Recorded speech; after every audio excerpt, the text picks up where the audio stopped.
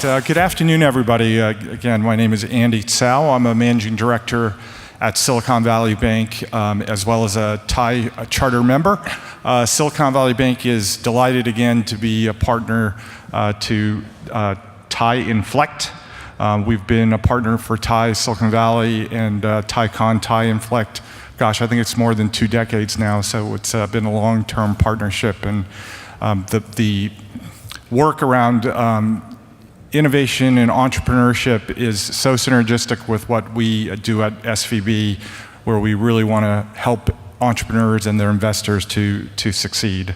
So again, it's getting late in the day. I know we're getting to the home stretch, so we appreciate you guys hanging in there with us. But we've got a really good panel today where we're going to be talking about early stage investing trends and then sort of some practical advice in terms of going about early stage fundraising. So we're going to start with some introductions, and we do have sort of the piece covered on early stage investment, anywhere from angel and pre-seed to institutional seed to Series A.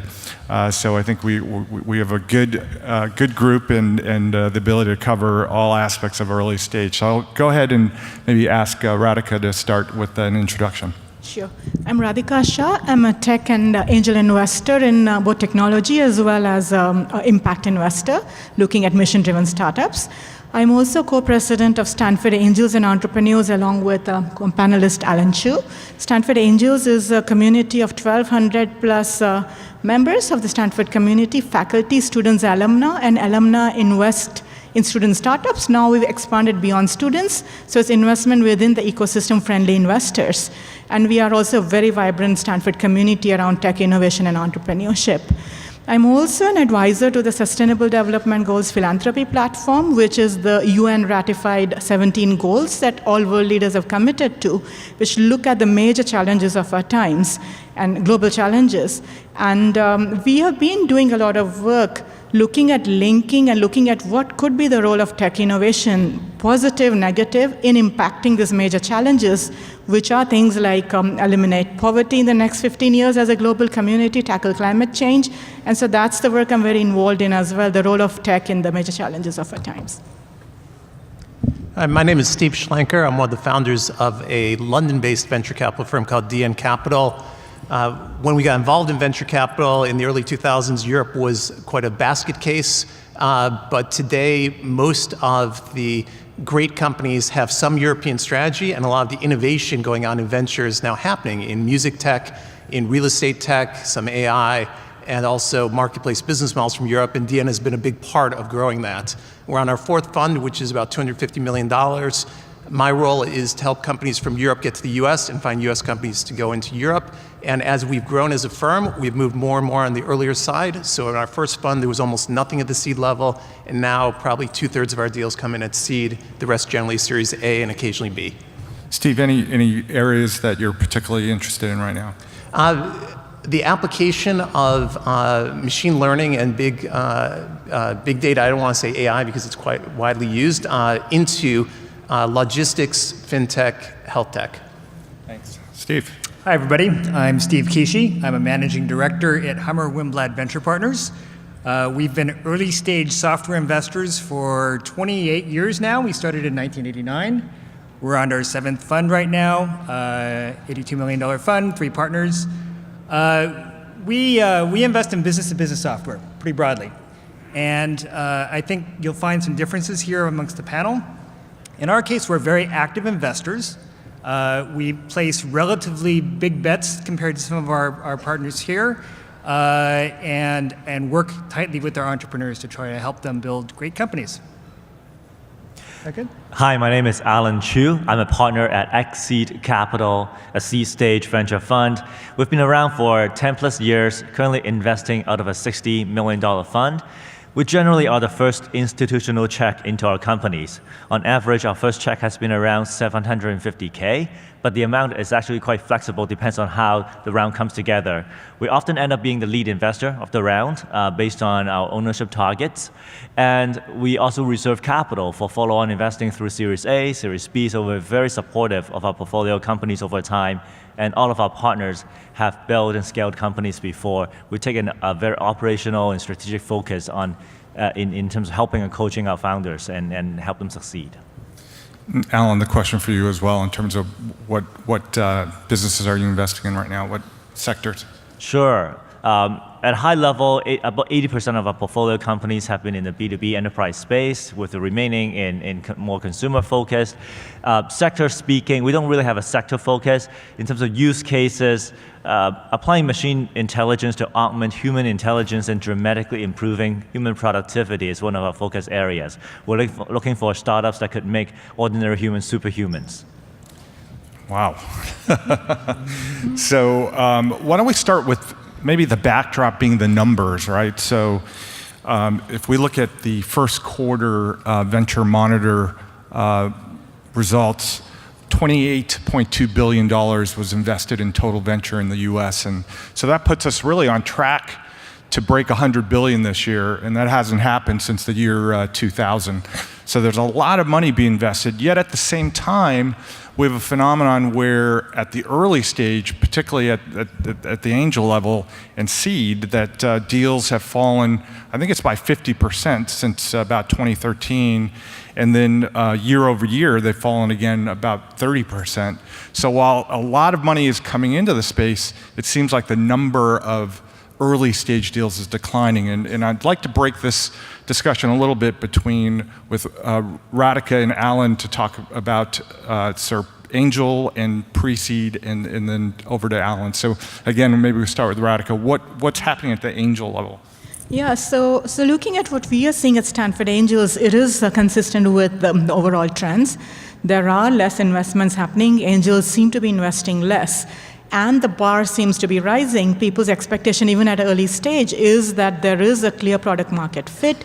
There is not just a product, but some early customer traction. There is very clear competitive advantage. So it's not, I don't see angels investing on an idea anymore, even with a great team and in our ecosystem. And yet, on the other side, I do see that some of the deals that are really good on all of these dimensions, big market, move really, really fast. So it seems like the bar has gone up, and then the few deals, everyone's chasing few deals. And in terms of what might be happening, how to speculate, but we hear this from our other university angel group partners as well, Harvard Angels, and everyone's seeing this phenomenon and around here in Silicon Valley. And for me, personally, I'm doing less investments, so maybe I'll reflect on that. I have been doing way less angel investments. For me, part of it is I've become a limited partner recently in an early stage seed fund, Ulu. And I've realized that a little bit more diversification is a good thing, which angel doesn't get. So that might perhaps be a trend. I hear many other angels becoming limited partners. So who is investing at idea stage then? Is it families and friends and fools, or are entrepreneurs expected to do more with less, really, given the advent of AWS and other things that make businesses much more efficient?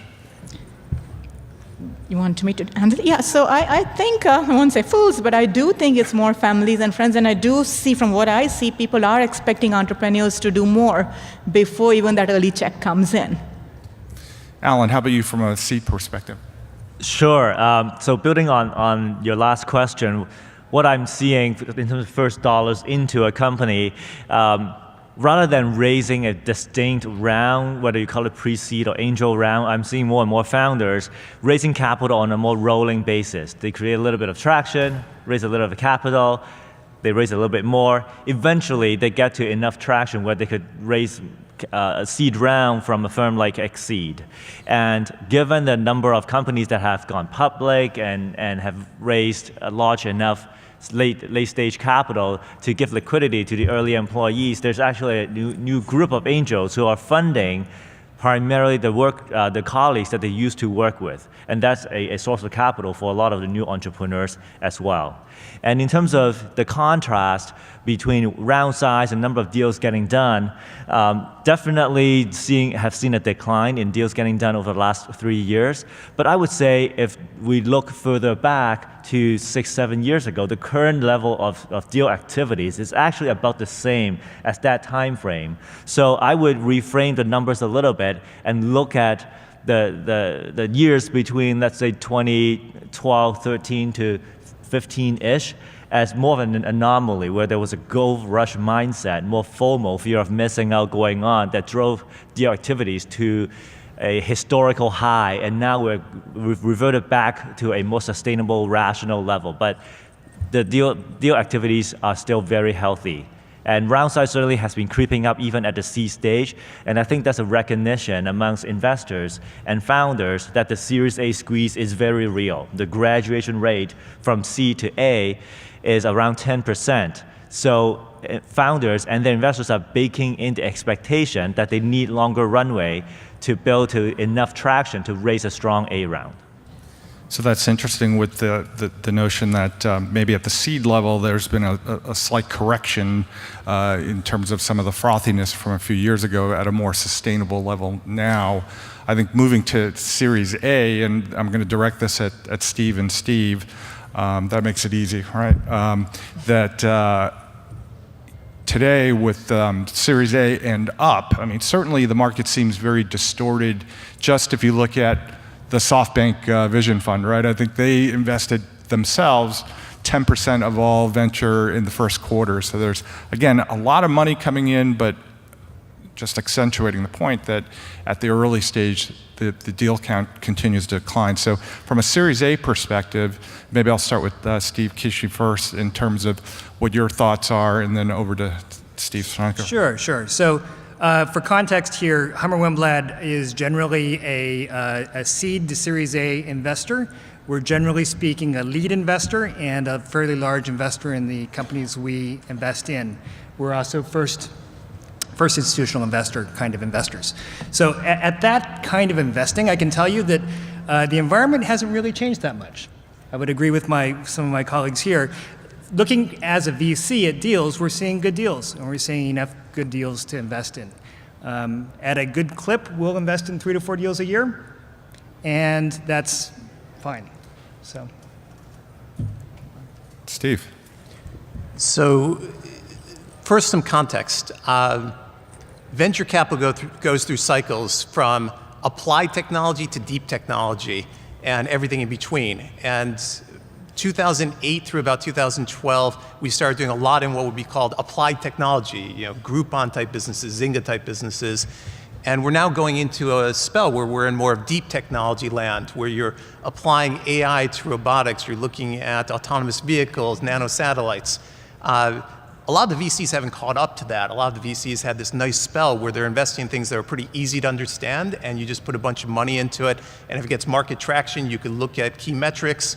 One of my colleagues who does early stage investing said it was sort of the lazy type of venture capital because you didn't have to actually have a huge vision for something that was earth-shattering. You just had to look at a great business model. And so what's happening is that if you have a young company that is that old world of applied technology, it does need to show key metrics because people say, all these companies have been funded from 2008 through 12, and now again, the more mature ones, 2012 to 2015. Now we're in 2018, it's been done. Your model has already been done somewhere else, and there's not all that much you're adding, so show me that there's actually some traction. And if you have that traction, then we'll treat it as a more mature company, and we'll put in 10, 20 million into the round, where 2008, 2010, it might have been we'll put in 3 or 5 million. So I think that's part of what's going on in terms of, if you have a deep tech business, you have to go to a smaller subset of VCs. Those VCs are used to putting in money in different ways, like in the deep health tech, in the therapeutic diagnostic space. They might put a whole bunch of money with a bunch of milestones attached to it. There's not all that much semi coming yet, but there is a little bit we've seen over in Europe, for example. Again, big rounds early on, but that's because people know how to tranche those deals. So I think it's just a dynamic where a lot of what the entrepreneurs are bringing to us looks like what we've seen over the last 7, 8 years, and therefore a lot of those don't get funded until they show metrics. And this notion of, I think all of you touched upon it, that you want to see more traction effectively, whether it's at the angel stage or seed and certainly Series A as well. And that's sort of translating to some degree in terms of the maturity of the business as they take on funding. So I think the most recent metric is that the average seed deal now takes place 3 years into a life of a company, really sort of doubled over the last couple of years. Steve, I think you're starting to touch upon that, but maybe I can ask Alan or Steve in terms of your thoughts and maybe we can get into a little bit on what are your expectations, milestones specifically that you want to see in businesses today as you're funding seed deals. Sure. It's at this early stage, it's not paint by numbers. It's not as if we have a standard checklist and go through. If you've passed these thresholds, we're going to invest. If not, then we're not. It really comes down to how much homework the founding team has done to mitigate market risk. And sometimes they do have revenues and customers, and we can talk to actual paying customers and get that validation. That makes our job much easier, but also recognizing that a lot of times they might be working on deep technology-driven problems and solution where that's not possible, but they might have come out of an industry where they've spent 20 years in and have deep customer understanding, and we can go validate that. Or in some cases, they might have spoken with 50 enterprise customers and have very detailed customer interview notes, and combining that with a unique technology angle they bring to the table, that might be very intriguing to us as well. So the situations under which we'll invest really varies a lot, but at the highest level, it comes down to what evidence can they produce to mitigate market risk. Maybe we can jump over to Radhika first to get the angel perspective, and then we'll go later. On which dimension? What specific milestones do you want to see? Yeah, so I would say, again, I will bring in the Stanford Angels angel perspective. Our angel members like to see, for the most part, deep technology differentiation. And that's, has always been and still remains a key factor in many of the deals. And often we do get deals which are professors and their ex-PhD students starting something at Stanford and spinning out. But I think the one thing is sustainable competitive advantage, whether often it comes in the form of deep technology with some of the top people in the field, but one way or the other, what is the differentiation and how is that a sustainable advantage is something our group of angels really wants to see. The other thing is a very big market, but not just a market, a good product market fit, because otherwise it may not be a good product for that market. So seeing kind of a good need assessment and a good product market fit. For a large market, the thinking is that even if you make mistakes, if it's a large enough market, you will find some opportunity or the other. So the team, the differentiation, and the market are key. We don't look that much at, is the market completely figured out? Have you figured out all the details? Because if the technology is applicable to one or more markets, we often have confidence that people will figure out how to navigate those. Steve K. Sure. The stage that we tend to invest is when we can actually talk to budget holders that can validate the idea. And I think that could be pre-revenue, it can be post-revenue, so you don't have to have revenues at the current time, but we generally want to talk to budget holders. Steve, how about at the Series A? Yeah, so our seed strategy is very different than, say, Steve's seed strategy. Yeah, Steve's doing 3-4 deals a year and wants to really run that business and be hands-on. Not run at me, but basically we're very active. Yes, exactly. Work alongside our entrepreneurs. Yeah. Correct. We're doing our seed deals as a way to get into great Series A companies. So typically, when we're looking at a deal at the seed stage, there'll be 3 individuals like us, 3 venture firms, who are all putting in maybe $500,000 a piece, and then there'll be a few strategic angels, so maybe a $2 million round, where the goal is to get to know the entrepreneurs so that when they're ready for the Series A, we can lead, $5 million check in a $10 million round. A very different strategy. So in that case, a lot of the milestones we're looking for are very different. It's either an entrepreneur we've worked with in the past and they don't really have a great idea what they're going to do yet, but maybe we can help mold them in a direction. Or it's someone where we really mapped out a vertical that we really like, applied health, longevity, dealing with aging populations. And we find a team that's going after that exact product and that exact solution, but they don't have any real traction yet, but it's right in our vertical that we've chosen. Or it could be one where they actually are showing really interesting early traction in this part of a customer segment, and we're hoping that by the time they get to the A, that segment will be much larger. So we actually look for fewer milestones because we're making a much smaller bet, and we're not the ones that are carrying the weight of the total capital for the entrepreneur. But how about when you get to the proper Series A? Oh, we're almost always leading the Series A's when we do the Series A's, and I would say that of those seed deals, probably only 50% end up getting funded, whether from us or from others, because we are taking a little bit more risk. But then again, our fund's 250 million. We're doing a 500K or 250K check on a 2 million round. And if one of our partners doesn't like it and we choose to invest, doesn't hurt the company. If we don't like it and two of our partners choose to invest, doesn't hurt the company. So it's different. The seed stage for us is the flexibility to be at the table with the entrepreneur so they know us and we know them, so we can write the big A check. Great. I'm going to give the audience some notice that I'm going to turn it over to you to ask some questions. But I'm going to first give Alan a chance to respond to the different strategies between the way Steve and DN Capital is investing in seed opportunistically, looking at maybe 50% of those getting to the Series A, whereas Steve Kishi would be investing nearly in all of the Series A, seed deals at Series A. How do you look at it at XSeed? We believe there's no one approach for everybody. It's not one size fits all. As founders, you want to make sure you have the right investment partners for you. So at a high level, decide which model works better for you. Do you want to have 3 funds who could potentially be your Series A? And in which case, if things go well, you could really short circuit your A round and get back to building your business and not have to be distracted by going up and down Sand Hill Road. So that's a clear benefit to that. Now, that said, you're probably not going to get the same level of engagement from them than from Steve K, right? So if you want deep engagement, well, you need to align incentives, which means a big chunk of equity with one dedicated firm or partner who's really incented to make you successful because they don't make a lot of shots, right? So every single investment matters to them. And if that's what you want, then those are the firms that you want to look for.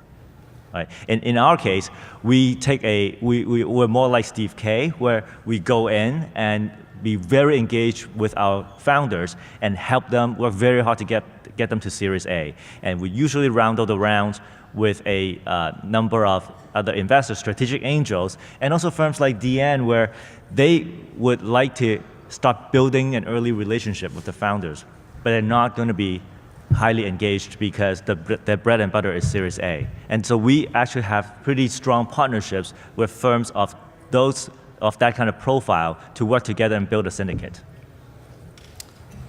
Great. Do we have any questions? Please come up to the microphone. Okay. We're beating each other over here. You go ahead. So a quick question from all the participants here, from you four. What do you look for when somebody approaches you from a small company? What's the first thing that stands out in your mind? What do you look for, all 4 of you on the left side here? Is it the team that you look for? Is the idea? What stands the most? For us, the most important is the founding team, the quality of the founding team. And we certainly look at the ideas and technology and market, but we look at the pitch or the story as a reflection of the quality of the founding team. But we come in so early, we fully expect our companies to pivot or slightly adjust their target market or strategy along the way. Steve? So team is obviously something you pay attention to, but boy, we pay attention to market just as much. Market and the way you go to market is oftentimes the thing that differentiates the best deals from the other ones. Yeah. I would say we're slightly more on Alan's camp than Steve's camp. On the team side, we're not just looking at who the founder is, we're looking at any evidence that they have that they are leaders and able to attract the right people around them. Because we can introduce many people to companies for various roles, but if the founding team can't close them and can't build a great team around them, then no matter how good the market opportunity is, then we back the wrong horse. And again, because we're focused at the A level and beyond, then we're not really, we're not the other CEO, the backup CEO. Whereas I think at the seed level, a lot of the firms that specialize in that, who are going to take the larger equity stake, they can help effectively be that backup number two in the organization? So I would say that the people are very important. Are these people one can trust? And also, are these the right people for the problem they're solving is very important to me when I put on my angel investor hat. And what can I bring to the table? I like always to be a friendly mentor kind of angel investor. What can I bring to the table? So what is that whole team? The people that I'm talking to, the entrepreneurs, myself, the problem they're solving, is a synergy there. Thank you. And Andy, you work for a bank, so can you give your perspective there from banking investments? Because I've heard that banks also give money to the companies as well. Where's your brain at on that? Thanks. Well, thanks for that. And there isn't much more I can add from what my colleagues have already said across the table. For the sake of time, we'll move to the next question. Hello, thank you everybody for sharing your insights and knowledge. So my question is regarding the seed stage and early stage. How do you classify it as a seed stage and early stage? Are both the same? When a company has an MVP and traction in the market, and they have some strategic partnership, would you be interested in investing? Or do you look at their current revenue and how many customers they have, such like that? So I think maybe we get two responses here. Who wants to take that one? I would just say it depends a little bit on what industry vertical you're in. If you're going after something that is, as I call it, applied technology, like a marketplace business or an internet service, then you probably need to have some KPIs, some proven traction with some identified customers, even at the early stage. Whereas I think, as Alan was saying earlier, if your business is something that's a much deeper tech, whether it's software like cloud storage, or whether it's hardware, or whether it's something that's battery related or otherwise, early stage probably doesn't mean a customer. It might mean an identified market and some IP, but it probably, it's still early when it's pre-revenue. If you already have customers, then our focus is clearly not going to be on whether the technology or the product works, but it's going to be around, well, will these accounts scale, or will your business scale? What's your go-to-market strategy? Is it going to be marketing-led or sales-led? So in that case, the focus of the diligence is more on the size of the opportunity as opposed to the existence or lack thereof. Next question. Hi, my question is around the seeds or early stage companies. I have a company called Happiness Factor. And my question is regarding the investment. Like, I've had people offer me like 50K or 100K without my asking for it for the company. But some other people told me, don't take that funding, because when you go to the VCs for bigger funding or angel investors, they will see too many people have a stake in that and they won't fund you. So what's your opinion on that? Is it okay to take small investments from people who offer you, or wait till you go to a early stage or seed stage funder and get a big investment? That way you don't have too many people who have stakes in your own company. Radhika, you want to start? I can start there. I would say, I would advise that think who those people are. In a sense, your investor is your partner. Do your due diligence. It's a two-way due diligence. They will be there with you for a long time. And there is no one answer, in my opinion. But do they bring value? Are they the kind of partners you want? And also, what are the numbers, right? It's not just the money. What are the terms they're asking? If the terms are not very good, maybe if you have the ability, each person has a different ability, then build out a bit more. If you really, really need the money, that's a different situation. So look at that holistically, but plan for the long run. Okay, thank you. Steve Kishi, you want to add on? Yeah, let's see here. So companies often have to do things that are not ideal. Mm-hmm. I'd say that if I had an ideal, you wouldn't want to take a lot of money from a lot of people before getting money from a venture investor, but that's not always realistic. Yeah. So it's not going to necessarily tank a deal if you don't take too much money from too many people. Uh-huh. And so, yeah, do what you need to do on that one. I would say that we've never invested in a company that didn't have other angel or individual investors already in it by the time we invested. So how many is too many? Like, Right. Let me just comment. It's not about the number, it's about what rights they have. So if they're all in common stock, no one's going to care. Okay. Even if you've got 50, 100, doesn't matter. if they have some special right, like right to preemption in the next round, right to vote, in terms of key decisions or otherwise, then even having a dozen might be too many. So think about what rights you've given them. So make sure, And for that, safe notes are very popular these days. It's a pre-negotiated way of doing convertible equity, and it works out very nicely. yeah, make sure you have good legal counsel. Make sure there's no strange terms that are crept into these term sheets. And that's what the safe note's all about, making sure the terms are well understood by everybody and not investor-friendly or founder-friendly. Yeah, for multiple reasons. I actually don't like safe notes, but I prefer just off-the-shelf convertible notes. Yep. But that's a much, much longer conversation. Let me expand on that question just for a minute before we get to the next question. So just in the room, how many people have gone through accelerators right now or in an acceleration program? So a handful. Okay, so along the lines of pre-seed and money into the deal, asking maybe starting with Alan, what's your view on funding at the seed level companies that have come through acceleration programs? And since the last panel was talking about corporates, maybe, do you look at corporate accelerators differently than you would like a YC or something like that? Generally, we're agnostic. We try to be intellectually honest in our decisions and not be swayed by social proof. Now, we're human beings after all, so I can't say we're completely immune. We try. I'd say we want to understand why the founders chose to work with those particular accelerators. Sometimes they've gone through multiple before they get to raise an institutional seed round, and that's fine. We want to understand the rationale behind it. Sometimes it's just a matter of survival. Hey, the capital was there, and they were scrappy. They grabbed it, it survived, and now they've made progress. That's a perfectly legitimate reason. In most cases, there's a more strategic reason. They want access to a certain customer base, network, or access to expertise, or even sometimes to IP. So if there's a good reason behind it, we're fine. Again, going back to the quality of the founders, we want to understand their thought process, how they make decisions. Anybody else, or we move to the next? I could comment on that.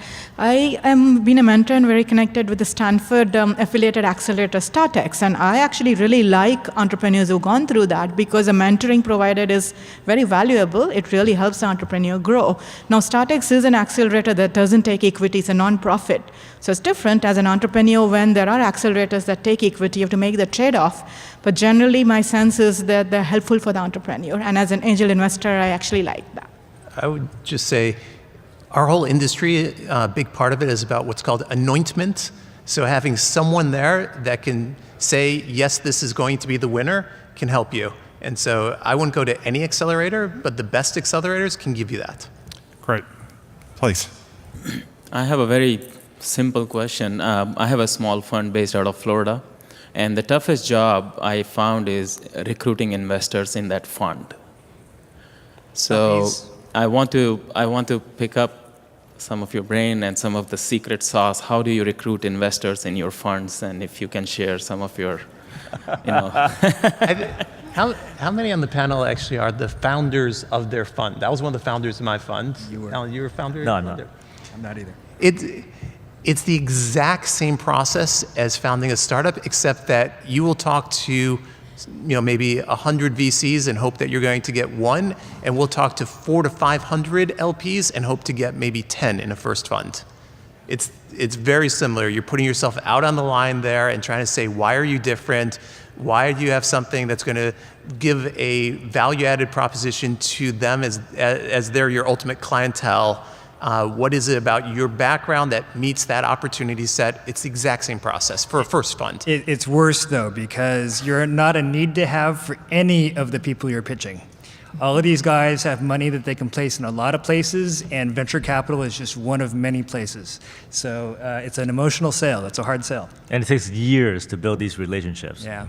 Yeah, and then you got to do it all over again after another 3-4 years to raise your second one, and then again in 3-4 years to raise your third, and so on. Sounds like a conversation we'll have over a drink tonight. A little bit off topic. Okay, let's close this out with one last question. So hi, I have quite a different question. So I have a company startup in enterprise logistics enterprise, and the seed round I'm raising from the customers itself. They're very interested in funding. My question is, once I go for the A round and whatnot, without having a VC in the mix or in the seed, how will that come out? Is that hard, easy? Just having my customers as investors. I can. Is it? Okay. As an A-round investor, the positives is that it shows your customers love you, so that's great. The negative would be if the only ones who are your investors are customers, and those are your only customers, we'll discount it dramatically. If you have 20 customers and 3 of them gave you money, we'd love that. That's fantastic. If you have 3 customers and they gave you money and no one else gave you money, we'll look at it quite skeptically. And one thing I wanted to add is that in general, I would agree there's great validation from the customer. The one risk, if it's a lot of money from 1 or 2 customers, is will you be less strategic and only become more a consulting shop for those customers? So watch out for that in the power balance. And also, if possible, have other investors to protect for that. And as Steve mentioned before, one of the things to really worry about here is the terms of those investments. Keep in mind that strategic investors are oftentimes less valuation sensitive, and make sure there's no strange terms in the investment, because that can really tank a deal. Thanks. Okay, I think we are out of time, but I see there are more people with questions, but I know all the speakers are going to be outside and be able to take your questions there. So please join me in thanking our terrific panel today.